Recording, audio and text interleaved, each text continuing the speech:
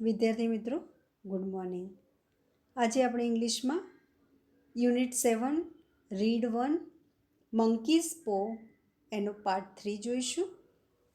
Part 2માં આપણે mister વ્હાઇટની first વિશ 200 pounds એમની એ વિશ પૂરી થઈ, પણ એમના દીકરાના જીવનના ભોગે એ આપણે લાસ્ટ લેક્ચરમાં જોયું. હવે અહીં આપણે મિસિસ વ્હાઇટને જાણે હમણાં જ યાદ આવ્યું હોય તેમ કે હજી આપણી 2 વિશ બાકી છે એમ કરીને એ મિસ્ટર વ્હાઇટને યાદ અપાવે છે કે આના વિશે મને પહેલાં કેમ યાદ ના આવ્યું. ધ અધર 2 વિશ, બીજી 2 ઈચ્છાઓ. Why didn't I think of it before. આ 2 વિશ માગવાની બાકી છે એના વિશે મને પહેલાં કેમ વિચાર ના આવ્યો. શી રિપ્લાઇડ રેપિડલી. રેપિડલી એટલે ક્વિકલી, અને એને ઝડપથી જવાબ આપ્યો. વોટ વિશ? હી આસ્કડ. મિસ્ટર વ્હાઇટે પૂછ્યું, કઈ ઈચ્છા? વિશ અવર બોય અલાઇવ અગેન. એવી ઈચ્છા એટલે એવી વિશ માગો કે અવર બોય આપણો દીકરો અલાઇવ, અલાઇવ એટલે જીવંત, અગેન ફરીથી જીવતો બને એવી વિશ માગો. બ્રિંગ હિમ બેક, એને પાછો લાવો. Cried the old woman. વૃદ્ધ સ્ત્રીએ બૂમ પાડી. Mister White explained that. Mister વ્હાઇટે સમજાવ્યું that not only had Herbert been dead 10 days. Mr. White explained that. Mr. White સમજાવ્યું કે not only had Herbert been dead 10 days, એટલે હર્બર્ટને મૃત્યુ પામે 10 દિવસ થઈ ગયા છે એટલું જ નહીં, બટ ઓલ્સો પરંતુ that his body had been decayed. Decade એટલે ટુ ડીકે એટલે સડવું, સડી જવું. હિઝ બોડી, હર્બર્ટનું જે શરીર છે તે હેડ બીન ડિકેડ, એ સડી ગયું હોય. બિયોન્ડ, આખું વર્ડ છે બિયોન્ડ રેકોગ્નિશન. બિયોન્ડ રેકોગ્નિશન એટલે ઓળખી ન શકાય તેટલી હદ સુધી તે સડી ગયું હશે. એટલે એને મૃત્યુ પામે 10 દિવસ થયા છે એટલું જ નહીં, પરંતુ તેનું બોડી હવે ઓળખી ન શકાય એટલી હદે સડી ગયું હશે. But his wife pulled him towards the door. પણ તેની પત્ની પુલ્ડ હિમ, મિસ્ટર વ્હાઇટને ખેંચ્યા, ટુવર્ડ્સ ધ ડોર, દરવાજા તરફ ખેંચ્યા. બ્રિંગ હિમ બેક. હર્બર્ટને એમ કે પાછો લઈ આવો. Do you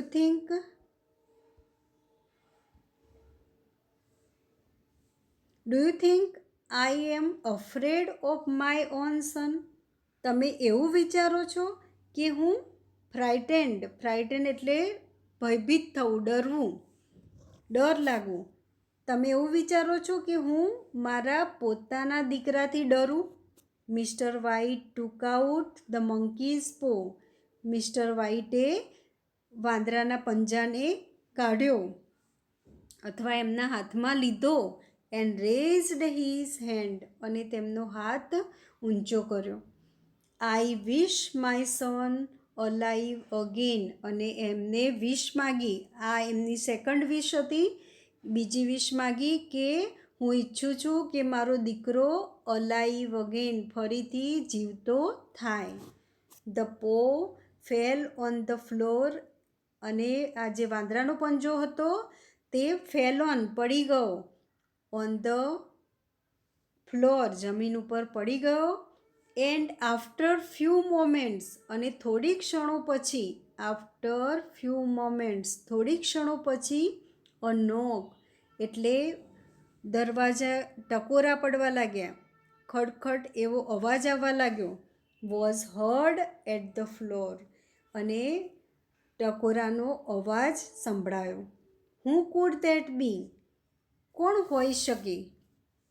ઇન્ક્વાયર્ડ mister White. Mister વ્હાઇટે પૂછ્યું, કોણ હોઈ શકે? That must be my son, replied the old lady. તે મારો દીકરો જ હોવો જોઈએ.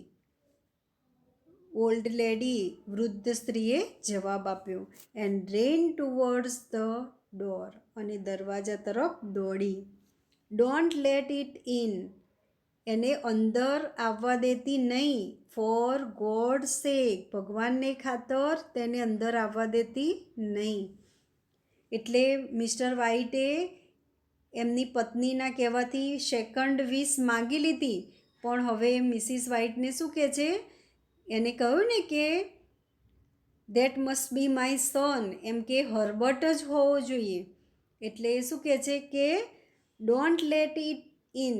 એને અંદર આવવા દઈશ નહીં ભગવાનને ખાતર. Cried Mister White. મિસ્ટર વ્હાઇટે બૂમ પાડી, એટલે ચીસ પાડી. અને કેવી રીતે? Cried Mister White shivering in fear. Shiver એટલે ધ્રુજવું, ફિયર એટલે ડર, અને ડરના માર્યા તેઓ ધ્રુજતા હતા.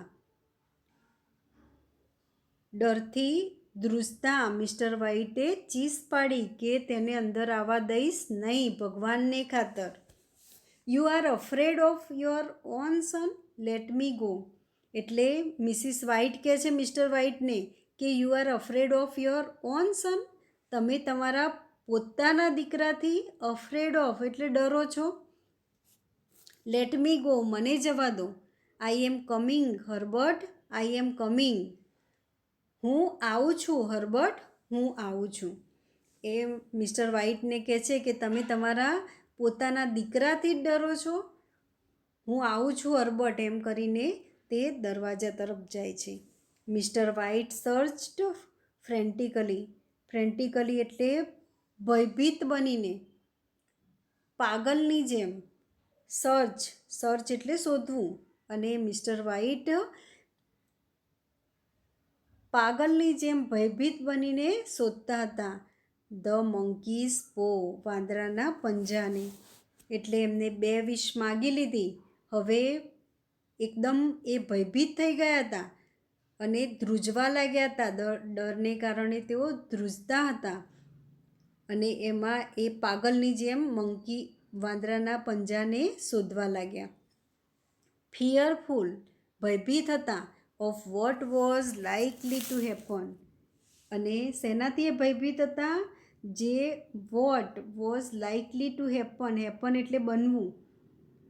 અને તેઓ ભયભીત હતા એનાથી કે જે બની શકે તેમ હતું. What was likely to happen. જે બની શકે તેમ હતું તેનાથી તેઓ ભયભીત હતા. As he heard the chain rattling back. As he heard, જેવું મિસ્ટર વ્હાઇટે સાંભળ્યો અવાજ શેનો? The chain. ચેઇન એટલે સાંકળ. રેટલિંગ એટલે અવાજ.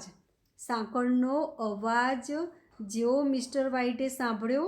And the bottom bolt. અને નીચેનો બોલ્ટ. બોલ્ટ એટલે ખીલો. અને નીચેનો ખીલો ખેંચ્યો. ડ્રો એટલે ખેંચવું. કેવી રીતે? સ્લોલી, ધીમેથી. એન્ડ સ્ટીફલી એટલે સખત રીતે. અને નીચેનો ખીલો ખેંચ્યો ધીમેથી અને સખત રીતે. From the socket. સોકેટમાંથી નીચેનો ખીલો ધીમેથી અને સખત રીતે ખેંચ્યો.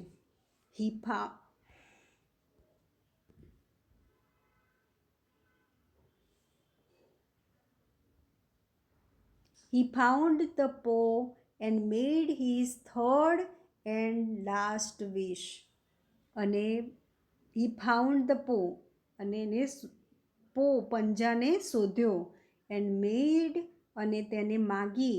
એની ત્રીજી અને છેલ્લી વિશ એને માગી. The sound of knocking stopped at once. At once એટલે તરત જ.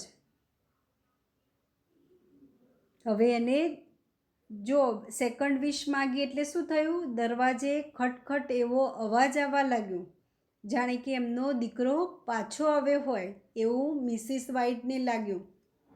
અને ભયના માર્યા મિસ્ટર વ્હાઇટે તરત જ ત્રીજી વિશ માગી લીધી. અને એનાથી શું થયું? ધ સાઉન્ડ ઓફ નોકિંગ, જે ટકોરા પડવાનો અવાજ આવતો હતો તે સ્ટોપ્ડ, એ બંધ થઈ ગયો. એટ વન્સ, તરત જ. એટલે ત્રીજી વિશ માગીને એટલે તરત જ એ દરવાજે જે ટકોરા પડવાનો અવાજ હતો તે બંધ થઈ ગયો. ધો, જો કે, કોન્ટ્રાસ્ટ બતાવે છે. અવાજ બંધ થઈ ગયો, બટ ધો, જો કે, ઇટ્સ ઇકોઝ. ઇકોઝ એટલે પડઘા, પણ જે અવાજના પડઘા હતા એ કુડ બી હર્ડ, એ સંભળાઈ શકતા હતા. વિધિન ધ હાઉસ, ઘરમાં હજુ તેના પડઘા સંભળાતા હતા, સંભળાઈ શકતા હતા.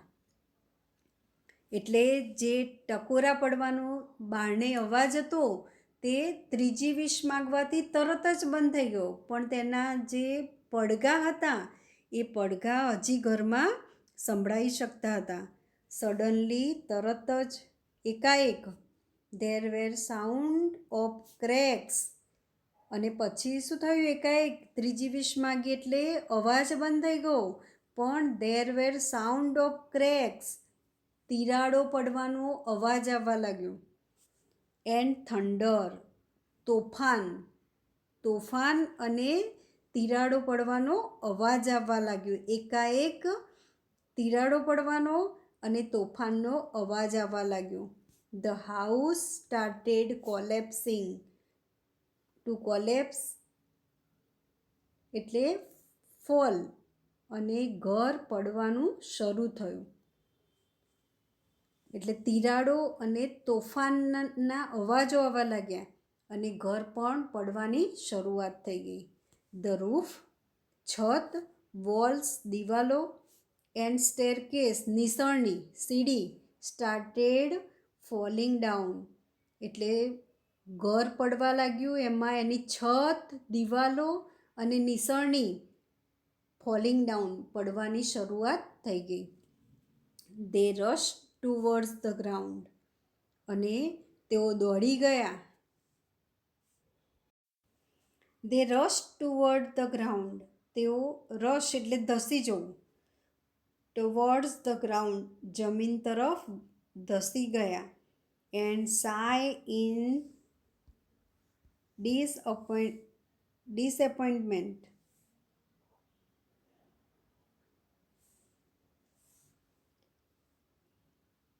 એન્ડ શાય, શાય એટલે નિસાસો નાખવો.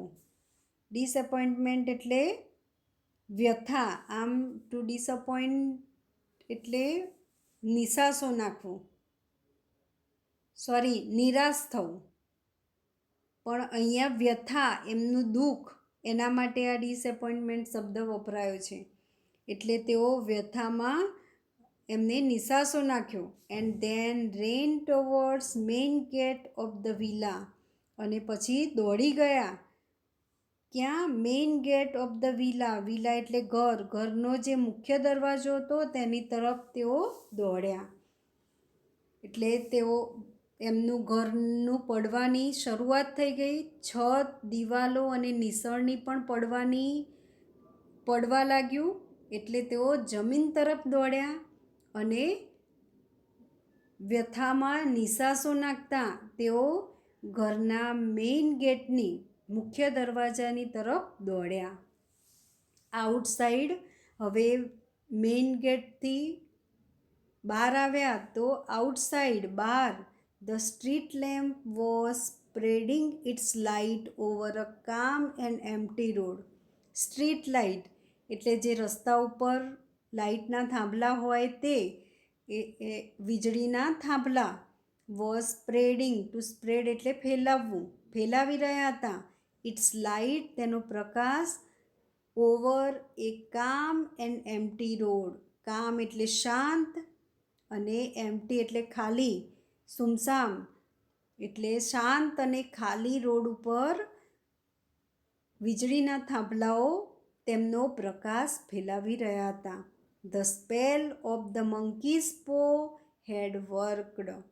અને સ્પેલ એટલે જાદુ, વાંદરાના પંજાનો જાદુ હેડ વર્કડ. જાદુ હેડ વર્કડ એટલે કામ કરી ગયો. અહીંયા આપણે જેમ સાર્જન્ટ મોરિસે સમજાવ્યું હતું તેમ આની એક ખરાબ અસર થઈ. બરાબર, જો બધાને આવી સ્પેલ, આવી જાદુઈ શક્તિથી જ પોતાના બધા કામ પાર પાડી શકતા હોય તો કોઈ મહેનતમાં માને જ નહીં. બરાબર, એટલે ખરેખર નસીબને ઇન્ટરપ્ટ કરવું જોઈએ નહીં અને મહેનત કરવી જોઈએ. એ આ લેસનમાં સમજાવવામાં આવ્યું છે. અહીંયા આપણે આ લેસન પૂરો કરીએ છીએ.